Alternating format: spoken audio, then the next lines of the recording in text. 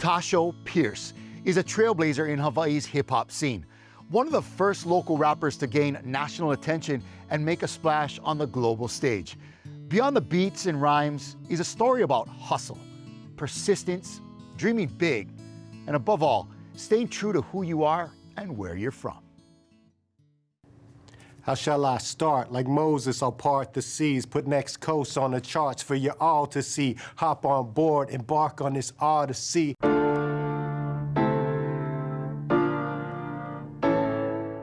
I vividly remember holding the King of Rock cassette tape and also having the Paid in Full cassette. That was probably in 2nd grade. And I had a good friend, Hoala, who introduced me, and his dad was super cool, Ed Greavy.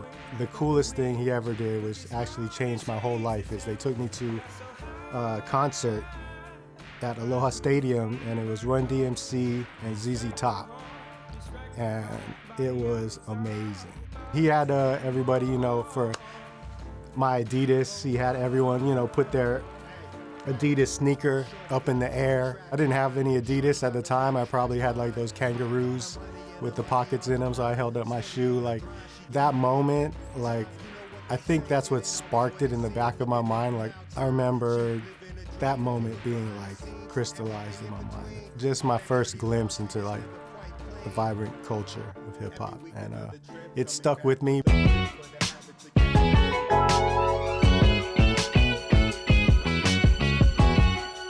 I was born in Japan to Chris and Fumie. My dad had gone to university in Japan. He was a military brat.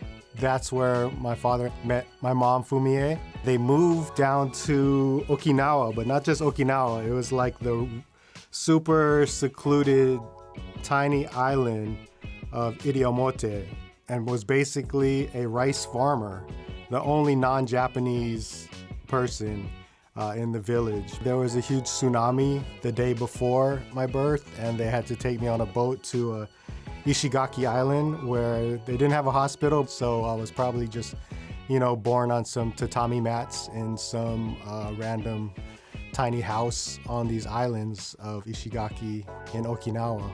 When they separated, I moved to Hawaii.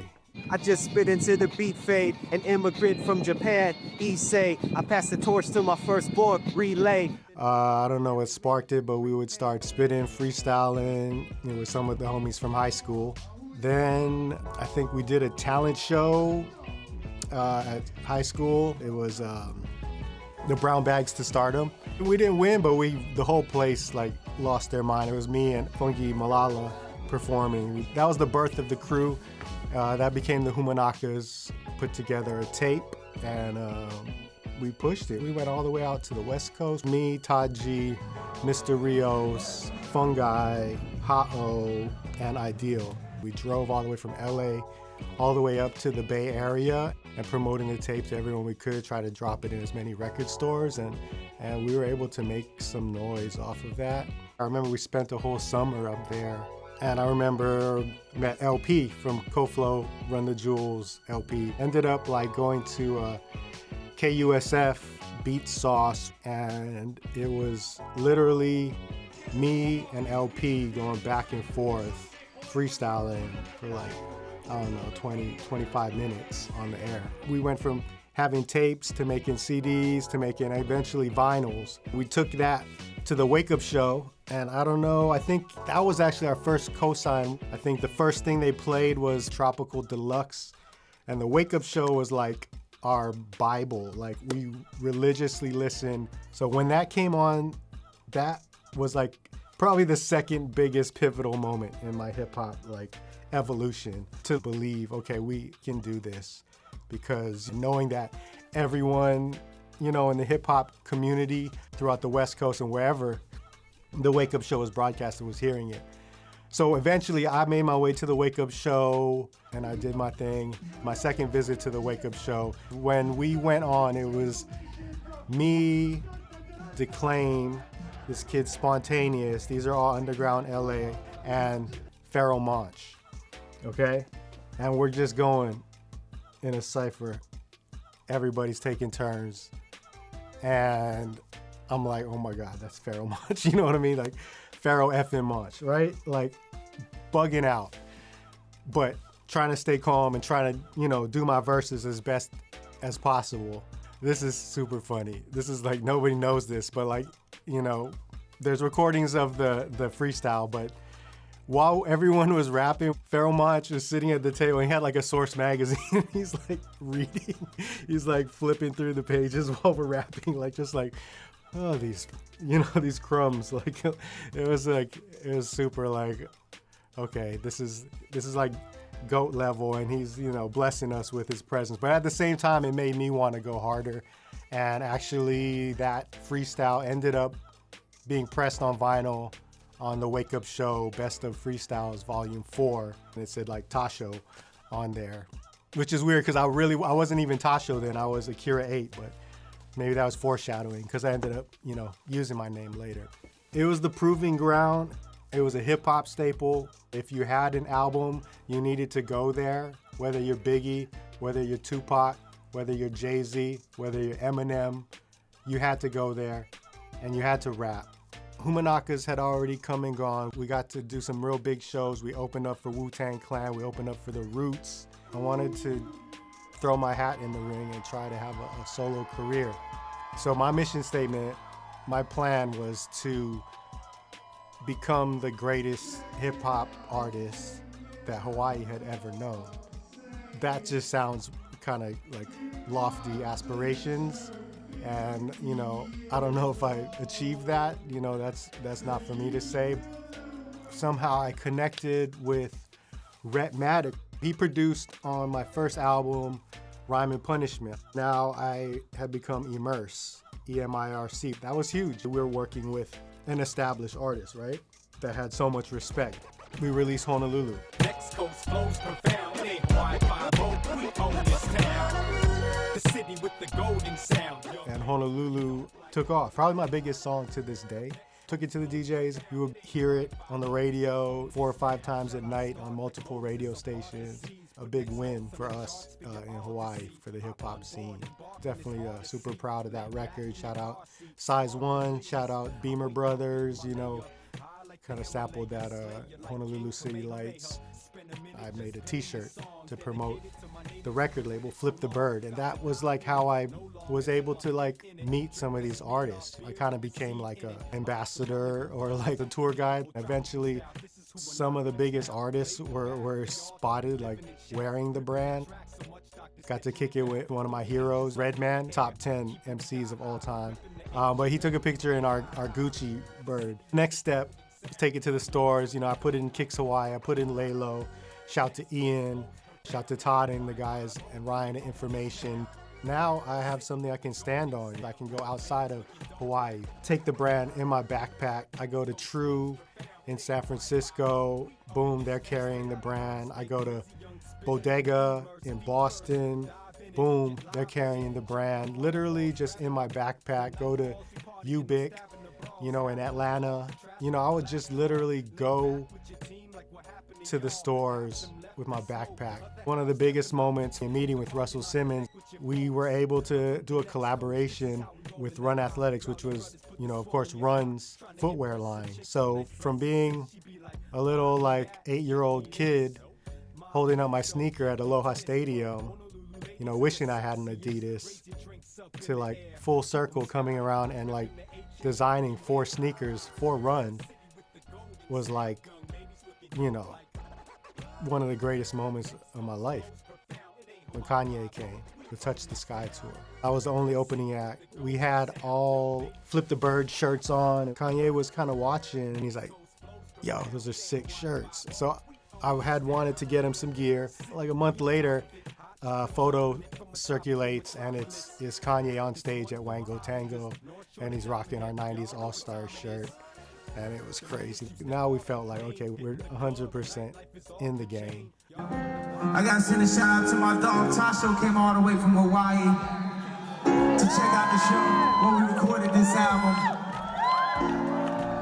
I'm not gonna act like me and Kanye are besties and I'm like texting him, but like this room like brings back like so many memories. This is where so much history has been made. Like Island Sound Studios, formerly Avex Studios. So many legends passed through these doors. Justin Bieber, Kanye West, Q-Tip, The RZA, Pete Rock. You're talking about Jay-Z, Beyonce. When Dr. Dre was here with Eminem, kind of same thing. I brought some shirts out. One of my boys, who I think was engineering, shout to Jacob Gabriel, he was engineering and he kind of like opened the door for me to come in. I brought some shirts here. Eminem walks out. Eminem was like one of the major influences on my whole music career. I would say like one of the biggest. When I met him, first thing he says to me, he's like, you do that Flip the Bird brand? I was like, yeah, actually, Haley was just wearing one of the shirts. And I was like, oh my God, I couldn't believe it. It was a very brief moment. He's like, yo, shirts are dope. A few months later, Relapse drops and there's a photo of him and Dre in this very spot. And he's wearing a Flip the Bird shirt, and that's inside the Relapse CD sleeve. We find out Kanye's coming through. So I come back out here, a bag full of shirts. Gaylord remembers me from when Dre were here. Yes, Tassho, let him in. And I get to meet the team, lace everybody with shirts. Everybody, boom, what's your size? I got you. But then, they had a big crew, so I ran out. You know what? I don't have your size, but I can come back tomorrow. I'm back the next day. And then I just started kicking it, like with the guys and giving them any, whatever I can, almost like a concierge to the islands. After 808s and Heartbreak, he came back out for Dark Twisted Fantasy. And that was insane because they were here for like 6 months. I don't want to say too much because the studio rules, which were on the wall right behind me, one of the rules was like, don't tell anyone anything about anything we're doing. So I'll keep it short, but I will just say that probably the greatest moments of my life were in the studio, just being around those guys. Like they honestly welcomed me like a brother, and to this day, literally spent 6 months every day from 2, 3 in the afternoon to 5 or 6 in the morning in the room with these guys in the studio. And he had turned every single room in this whole building into a studio. It was like the craziest hip hop production camp you could ever imagine, with the best producers, MCs, talking about the RZA, Pete Rock, Q-Tip, the legends from this era. And the most inspiring thing was just Ye himself, seeing his work ethic, how he would just not leave the studio. He would literally stay in here till 6 in the morning every night. So grateful for that opportunity. And grateful for Gaylord for letting me in when I knocked on that door. So yeah, this place holds a lot of memories, and it's it brings up a lot of emotions, and just even the smell, everything is so familiar. This place is it's kind of like heaven to me, just sitting here, to be real. At the end of the day, you're gonna be thinking about the experiences, the people in your life that are important, and the times you guys shared together, and those are the things I truly value. The lessons from hip hop, we come from that generation where you would listen to an album and you would absorb it. Nobody knows what you're doing. They're not gonna believe in you and support your dreams. You have to have that inside yourself, that kind of brazen confidence. The hip hop guys in our time were not embraced like that. So it was you just had to love it. That's why we did it, and that's still why I do it. The rush that I get when I'm writing, I'm still working on music. I don't think I'll ever stop. It's part of who I am, is creating. It's an itch that I always need to scratch. Always trying to hone it, and always trying to make something classic. Mahalo for joining us. Because of you, we are able to share stories of self-understanding, determination, and risk-taking. If you would like to support our mission to advance learning and discovery through storytelling, go to pbshawaii.org and click on the Donate Now button. For Homies Here, I'm Kala'i Miller. Ahui ho.